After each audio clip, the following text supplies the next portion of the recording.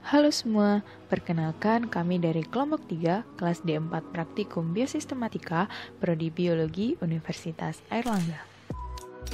Pada video kali ini, kami akan menjelaskan tentang analisis fenetik dan filogeni Regnum animalia. Video ini dibuat untuk memenuhi tugas Praktikum Biosistematika Departemen Biologi Universitas Airlangga. Sebelumnya, perkenalkan anggota kelompok kami.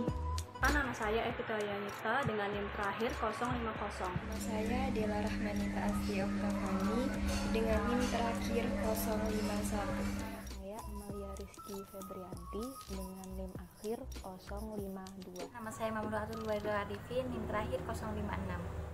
Saya Afra Sabrina, NIM terakhir 063. Nama saya Atika Amalia Ismi dengan 3 NIM terakhir 068. Nama saya Maria Salsabila Ramadhani dengan NIM akhir 074. Di video kali ini akan dijelaskan tentang penyusunan fenogram, kladogram metode Wagner, dan penyusunan pohon filogeni. Yuk, langsung kita mulai. Hal yang pertama dilakukan adalah menyusun tabel karakter dari kelompok animalia. Pada video ini, terdapat 18 karakter hewan dan terdapat 11 takson. Berikut adalah 11 takson yang digunakan. Setelah menyusun tabel berdasarkan karakter, selanjutnya kita akan menyusun bagaimana cara pembuatan fenogram. Berikut langkah-langkah dalam menyusun fenogram, yaitu membuat tabel perbedaan jumlah karakter, menyusun daftar fenotip atau karakter, yang ketiga yaitu menghitung perbedaan karakter, yang keempat adalah meneliti semua karakter dan karakteristik dalam tabel, apakah dapat digunakan atau tidak. Yang kelima yaitu menyusun matrik yang menggambarkan jumlah perbedaan antar setiap dua sampel. Dan yang keenam yaitu menyusun fenogram dimulai dari mendekatkan kelompok yang memiliki paling banyak kesamaan. Pada pembuatan fenogram disusun berdasarkan pada banyaknya kesamaan fenotip. Makin banyak kesamaannya dianggap semakin besar hubungan kekerabatannya. Dan dengan demikian semakin besar kemungkinannya untuk dijadikan dalam satu kelompok. Sebaliknya, semakin banyak perbedaannya, semakin jauh pula hubungan kekerabatannya. Ada banyak metode yang digunakan dalam menyusun fenogram, tetapi pada dasarnya adalah dengan mengukur atau menghitung besarnya atau jauhnya perbedaan antar objek yang akan dikelompokkan. Pada tahap ini, fenogram disusun berdasarkan besarnya perbedaan. Pada tabel yang tertera, mulai dari taksa A yaitu Leucosolania variabilis hingga taksa K yaitu Bufo sp. Pada tahap pertama atau langkah pertama yang dilakukan adalah menggabungkan dua objek secara bertahap. Penggabungan dimulai dari dua taksa dengan perbedaan terkecil yaitu mencari jumlah atau nilai yang paling sedikit terlebih dahulu. Ada tiga kemungkinan yaitu jarak E dan F atau jarak J dan K yang memiliki nilai sama dengan 2, sehingga dapat dikatakan bahwa jarak E ke pangkal percabangan dan jarak F ke pangkal percabangan adalah 2. Maka panjangnya masing-masing cabang adalah 2 dibagi 2 sama dengan 1. Begitu juga terhadap jarak J dan K. Kemudian jarak B dan C memiliki nilai 4, sehingga dapat dikatakan bahwa jarak B ke pangkal percabangan dan jarak C ke pangkal percabangan adalah 4. Maka panjangnya masing-masing cabang adalah 2. Selanjutnya yaitu pada tahap kedua atau langkah kedua. Yang harus digabungkan adalah jarak A untuk digabungkan pada B atau takson B. Kemudian jarak D untuk digabungkan pada E atau takson E. Jarak G untuk digabungkan pada takson DEF. Dan jarak I untuk digabungkan pada C atau takson C. Cara menghitung jarak A ke BC adalah dengan menghitung rata-rata jaraknya terlebih dahulu. Dari A ke B adalah 6 dan dari A ke C adalah 6. Jadi jarak A ke BC adalah 6 ditambah 6 dibagi 2 sama dengan 6. Kemudian dilanjutkan dengan menghitung jarak A ke BC ke pangkal percabangan, yaitu 6 dibagi 2 hasilnya 3. Sehingga dapat dikatakan bahwa panjangnya masing-masing cabang A ke BC adalah 3. Begitu juga rata-rata jarak D ke EF dan hasilnya adalah 4. Kemudian jarak ke pangkal percabangan yaitu 4 dibagi 2 hasilnya adalah 2. Kemudian rata-rata jarak G ke DEF adalah 20 dibagi 3 hasilnya 6,67. Kemudian jarak ke pangkal percabangan adalah 6,67 dibagi 2 hasilnya 3,3. Begitu juga rata-rata jarak I ke JK adalah 12 dibagi 2 sama dengan 6. Nilai 12 didapatkan dari jarak I ke J adalah 5 dan jarak I ke K adalah 7. Kemudian jarak ke pangkal percabangan adalah 6 dibagi 2 sama dengan 3. Selanjutnya, tahap ketiga yaitu takson yang digabungkan adalah takson yang memiliki perbedaan atau jarak terkecil berikutnya. Setelah menyusun jarak A ke BC dan jarak G ke DEF, kemudian kita menggabungkan kedua takson tersebut, yaitu pada rata-rata jarak ABC ke DEF dan G adalah cabang terdekat. Sehingga diperoleh rata-rata jarak ABC ke DEF dan G adalah 7,75. Kemudian jarak ke pangkal percabangan adalah 7,75 dibagi 2 sama dengan 3,87. Begitu pula pada rata-rata jarak H ke IJ dan K diperoleh nilai 22, kemudian dibagi 3 sama dengan 7,33. Selanjutnya dihitung jarak H atau IJ dan K ke pangkal percabangan sama dengan 7,33 dibagi 2 adalah 3,67.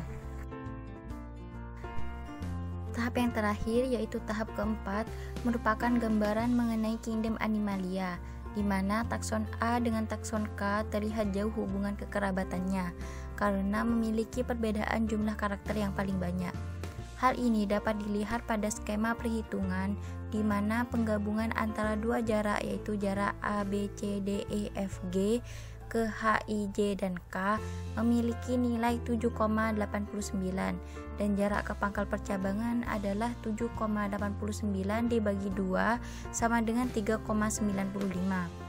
Sedangkan yang memiliki hubungan kekerabatan paling dekat adalah takson A, B, dan C, takson D, E, F, dan G, dan takson H, I, J, dan K. Setelah melakukan pembuatan fenogram, selanjutnya adalah melakukan pembuatan kladogram dengan metode Wagner. Berikut adalah tahapan dalam pembuatan kladogram, yaitu diawali dengan membuat tabel transformasi, selanjutnya membuat tabulasi karakter apomorfi, lalu menghitung beda karakter dan membuat kladogram, lalu yang terakhir menghitung banyaknya tahapan perubahan. Dari tabel karakter yang sudah dijelaskan di fenogram, dibuatlah tabel transformasi apomorfi kladogram, di mana tabel transformasi apomorfi kladogram merupakan tabel pemindahan nilai-nilai dari tabel karakter yang dituliskan secara menyamping. Seperti contoh, pada nomor 1, kelompok hewan Leucosolenia variabilis dengan takson A dengan urutan nilai karakternya adalah 0, 0, 1, 0, 0, dan seterusnya, dan pada kolom paling kanan diberi keterangan jumlah. Setelah tabel angka diisi, maka kemudian mencari nilai M dan N, di mana M adalah nilai dari jumlah total minimum, banyaknya perubahan yang didapatkan dari data, ditunjukkan oleh angka yang paling besar. Pada karakter pertama, dapati karakter yang paling besar adalah angka 3, maka dituliskan angka 3, sedangkan N adalah nilai dari jumlah maksimum perubahan pada kladogram. Pada karakter pertama, angka yang paling sedikit muncul adalah angka 1. Kemudian dihitung berapa kali munculnya angka 1 dan munculnya hanya 1 kali. Maka pada tabel nilai N ditulis angka 1. Hasil M dan N yang didapatkan kemudian dijumlahkan dan hasilnya pada M adalah 29 dan pada N adalah 36. Selanjutnya adalah menyusun kladogram dengan metode Wagner pada tahap 1. Terdapat 10 step untuk menyusun kladogram ini, tetapi yang akan dijelaskan hanya 3 tahap pertama dan 3 tahap terakhir. Selanjutnya yaitu pada pembuatan kladogram, di mana pada tahap pertama mencari karakter yang memiliki jumlah paling rendah, yaitu takson A.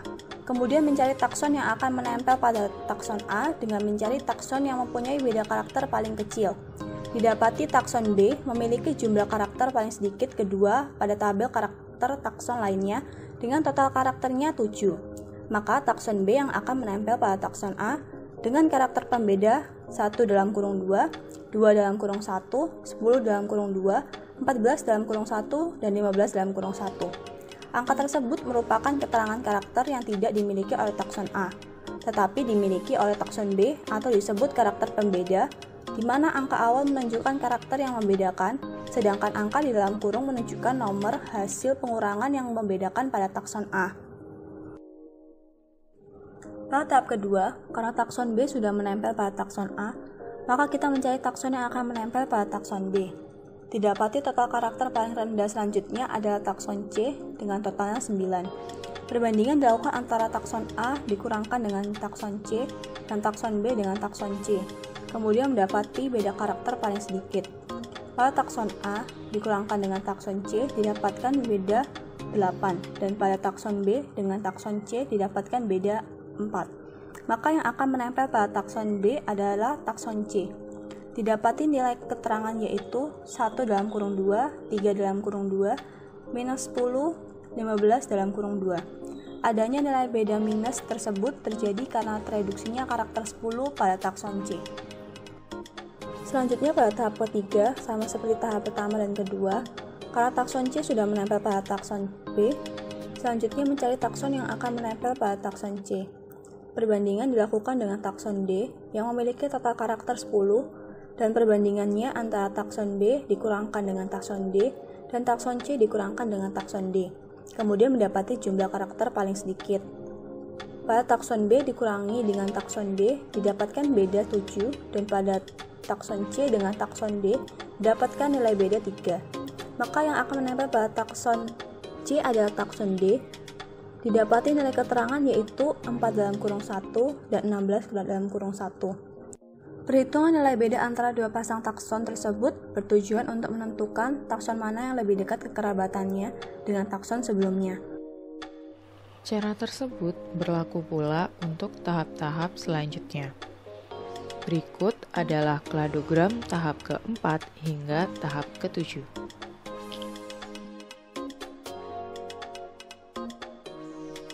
Selanjutnya ialah tahap ke-8, yaitu mencari di mana takson J akan menempel yang dapat diketahui dengan mencari beda yang paling kecil.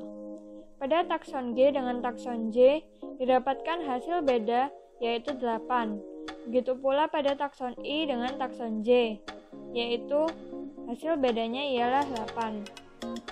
Sehingga takson J dapat menempel pada takson G ataupun pada takson I. Tetapi dalam kladogram ini, takson J menempel pada takson I dengan karakter pembeda min 5, min 7, 8 kurung 2, 10 kurung 5, dan 13 kurung 1. Dari karakter pembeda tersebut, min 5 dan min 7 menunjukkan bahwa pada karakter 5 dan karakter 7 terjadi reduksi. Selanjutnya ialah tahap ke-9, yaitu mencari di mana takson H akan menempel, yaitu dengan beberapa kemungkinan dapat menempel di takson G, di takson I, atau di takson J. Lalu mencari beda yang paling kecil. Dapat dilihat, takson dengan beda paling kecil adalah takson G dengan takson H, karena memiliki beda 5.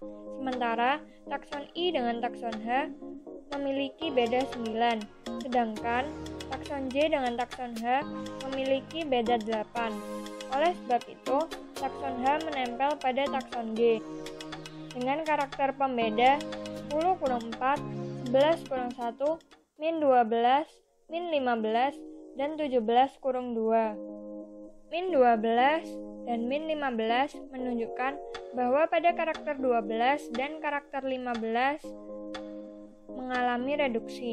Kemudian ialah tahap yang terakhir, yaitu tahap 10. Takson yang tersisa ialah takson K. Kemudian mencari beda yang paling kecil antara takson G dengan takson K, takson H dengan takson K, dan takson J dengan takson K. Pada takson G dengan takson K, hasil beda yang didapat yaitu 10.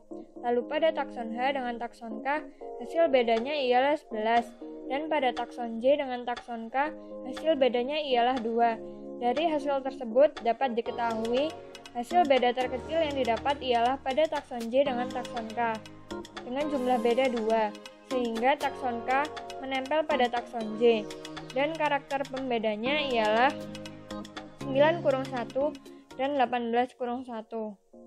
Berikut ini merupakan kladogram dengan metode Wagner, yaitu pada takson A sampai takson K. Kladogram ini menunjukkan tingkat plesiomorfi hingga apomorfi suatu takson, di mana takson yang paling plesiomorfi atau jadul adalah takson A, yaitu Leucosolenia variabilis, dan yang paling apomorfi atau modern adalah takson K, yaitu Bufo sp. Tahap terakhir pembuatan kladogram adalah prinsip parsimonia. Yang dimaksud dengan prinsip parsimonia adalah penghematan dalam pembuktian. Setiap karakter yang ditulis harus dapat dibuktikan. Apabila satu karakter muncul dalam dua sintasen yang berbeda, ini dapat disebabkan oleh dua hal.